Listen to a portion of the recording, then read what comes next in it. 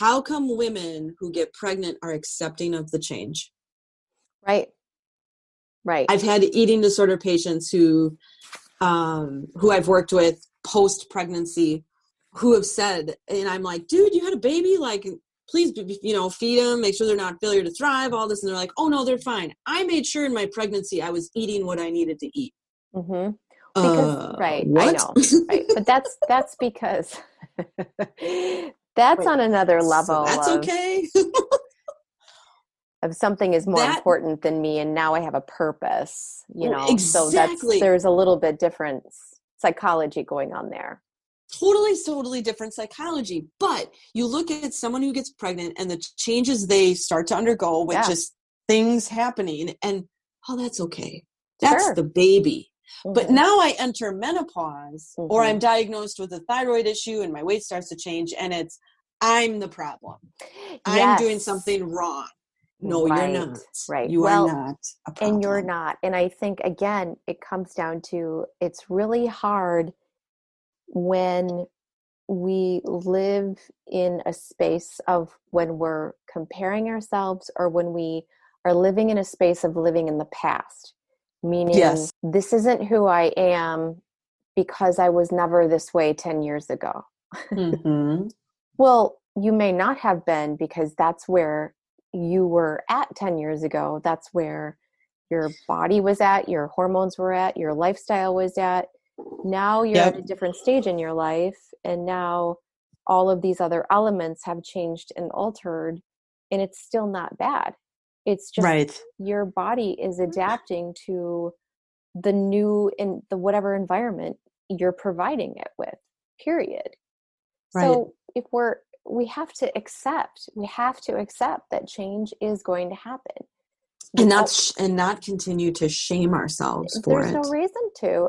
And this also opens another door for us to, I take this with a deep breath, because it's being present to what is, accepting to what is, and nurturing what is, and really just asking, how can I support myself right now? How can I support my body right now? How can I best treat it right now? Not how can I restrict the hell out of it so it effing changes. Do you see all the self-hate, right? There's so much self-hate. What can I do? What kind of a knife can I put to it, basically, to make me look not the way I look right now, because something is deeply wrong with me? Do you see what I'm saying? Like, this stuff is so strong. It's so strong. And I feel really, it's like my heart feels really sad about it, even speaking about it, that we feel that strongly. So again, we have an opportunity to really accept ourselves and nurture and love and support ourselves during certain times, and not hate on ourselves. And if anything, I think, wow, we've made it to menopause. Right. I mean, like, what a life. You know what I mean? I mean, exactly. It's like such a great time to be like, oh my gosh, let's look at all the life that we've had. Let's see where we're at now. Like, this is so interesting. It's like, can't we just embrace sort of the experience? I understand this experience isn't necessarily, the most fun for most people, but everybody also has their own experience around it. But it's like seeing it with curiosity instead. And I know it can drive people crazy, because I understand, the whole sleep stuff. Like I said, sometimes it can be really not fun. Right. I get the heat. That. Yeah, the sweats, all of the things. Right. But it's yet just another opportunity, though, to be gentle with yourself. Yeah. And to be to say to myself, this is I'm having a heat flash or hot flash or whatever. That's so cool. Hormones are doing something. Like, I don't know. I think of it that way. Like, I don't know. Like, it's something so beyond you that's happening in your body that, I don't know. I try to think about it in terms of science. I mean, I'm not there yet, but I try to think of it that way versus all of the hate and negativity. Yes. Yeah. It's also okay to say, I accept this process, and this process sucks. But my point is to not hate on ourselves because of it. You know, Right. like, I think it's one thing to be like, okay, this is super uncomfortable right now. I understand. It may not be a moment you feel like loving it. Right. um, That's true too. you know, but Yes. also just accepting that there's nothing wrong and that it's something that everyone goes through. Right. Let's really quick go back to the thyroid. Yeah. Why do people gain weight when they have hypothyroidism? Explain kind of what happens with that. We're not really talking about hyper, but Sure. So obviously just this is anticipate the kind of the opposite. other thing with this too. So Yeah, so I know. technically when someone goes into hypothyroidism, it's not like you all of a sudden gain 10 pounds overnight. Correct. Usually it's a pretty slow progression where it's like all of a sudden things are kind of going up and they're going up a little bit, you know, and Mm-hmm. you kind of just want to keep an eye on it. But usually that's why you want to be self-aware enough that you kind of realize like, okay, something is changing a little bit here. Again, sometimes it can be okay, but also kind Mm-hmm. of paying attention. How are you feeling? You know, with hypothyroidism and with hyperthyroidism, you know, the symptoms can be very similar. You know, it can Mm-hmm. be that fluttering heart. You can lose hair. Your Yep. sleep starts to get funny. Sometimes your skin starts to change a little bit, a little drier, a little Mm-hmm. itchier. You know, you've got, Temperature. yeah, something with hypothyroid in particular, as well as hyper, but hypo is your digestion can get really slow. Mm-hmm. And that can also happen with menopause too, because of the differences between the estrogen and the It's progesterone. not a But lactose intolerance. that's right. This is not a time to explore food allergies because this isn't, it just isn't. But you know, if you can be in touch to these to these different right, it's never a time for food allergies and No, intolerances. no. Anyway, Digestion slows. yes, Yes. yes, yes. So if we can kind of be aware that, okay, wait, you know, I've got 5 of these symptoms now, you know what I mean? It's probably Right. time to go ahead and get something tested. So, because I'll have a lot of people be like, oh my gosh, all of a sudden I went up. Well, you won't go up 10 pounds overnight. You won't even go up 10 pounds in a Mm-mm. week. You know what I mean? Mm-mm. You won't with thyroid. It's a slow progression. You'll start to Slow, very feel slow. different though. And I think that it's just important to kind Yes. of, That's hormones. and it's the same with hyperthyroid too. So hyper can go either way. You can sometimes lose weight with hyper, you can sometimes gain weight with hyper. And that's what's Mm-hmm. also super interesting. And then all the other symptoms are kind of the same. And both of them too you may or may not sleep, basically. And that So my also next offsets your question. cortisol, Oh, yeah. which is part of the adrenal Everything. system then. And that all of that is then tied in, and then you have more insulin, more cortisol production, and all of that stuff, which this is sort of answering your question. Because of those elements being off, that's where potential weight gain can come That's where in, the weight gain. simply Yep. because those elements are simply off. And that's Right. why it's so important then to look at how much activity you're doing. Sometimes too much is too much at this point because of those other Mm-hmm. hormones that are way off. So, you know, we need to change Well, sometimes that was my activity a next lot. question. Yes, What if you're doing a ton of activity and your weight keeps going up and up and up and up? because your body is flipping stressed out. Mm-hmm. And because all it wants to do is help you survive and protect you, it will not allow your body to burn body fat at this time. It just won't. When you're in So, those higher exercise states, that's why it's so right. important to understand and then work with someone who gets it so they can help you. It's not about not exercising, it's about exercising differently. And eating enough. Definitely eating enough and also eating strategically too. Right. I feel like most people with hypothyroidism, because of the weight gain, and I think doctors, and please correct me if I'm wrong again, because I'm generalizing this with doctors saying the word doctors, Sure. but I feel like a lot of endocrinologists, doctors will just keep playing with the Synthroid dosage and keep telling their clients or patients to eat less because they keep gaining weight, that then the opposite of, do you know what I like mean? it Like they just tell them to do perpetuates that. it perpetuates Yeah, the lack right. of thyroid hormone because of the lack of metabolism, because the Metab- slowing of yes. metabolism in general, because whenever you're eating less, you're lowering that BMR. And because the body already knows there's a thyroid decline, it wants to keep coming down to match what's happening. Right. Does that make So sense? Yeah. it, to me it does, and I feel like that's what that's the doctor's way. That's like their default. Eat less and let's just change the dose of meds. Right. So we've got to look at this a little bit different. And the thing about the meds too that people have to understand is that that isn't going to make you lose weight quickly, or if at all. If at all. It's This controlling is your what thyroid. That's it. to help it function Like back it's to helping. a Yeah, it's somewhat normal regulating. level.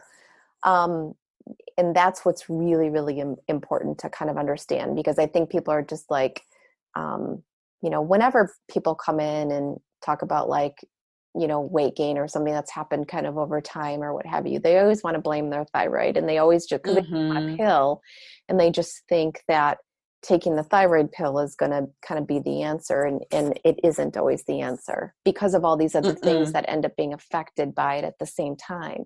It's a whole Right. system thing. It's not, again, we work as a full system. We don't work as these little Yeah, compartments. some Um, subunits. I would have to argue that, for the person out there saying, well, why am I gaining weight? What is all this? And Sure. and the majority of people in society are going to say, oh, diet and exercise. It's not. It's your adrenal and your endocrine Right. systems that really dictate all of Right, that. right. And again, unless you're working with someone who understands that and can, that's who asks all the questions to get a full picture of what your lifestyle is really like, Right. including Right. everything from eating Everything. schedules, what you're eating, hydration, to your sleep patterns, to the timing of when you eat, to even what you're drinking in the course of a day, into Right. any meds you're taking, into any supplements you're taking. I mean, all of that has to be looked at in order to fully see, like, oh, okay, I get a full picture now, and now I get it. This is Right. being overstimulated here.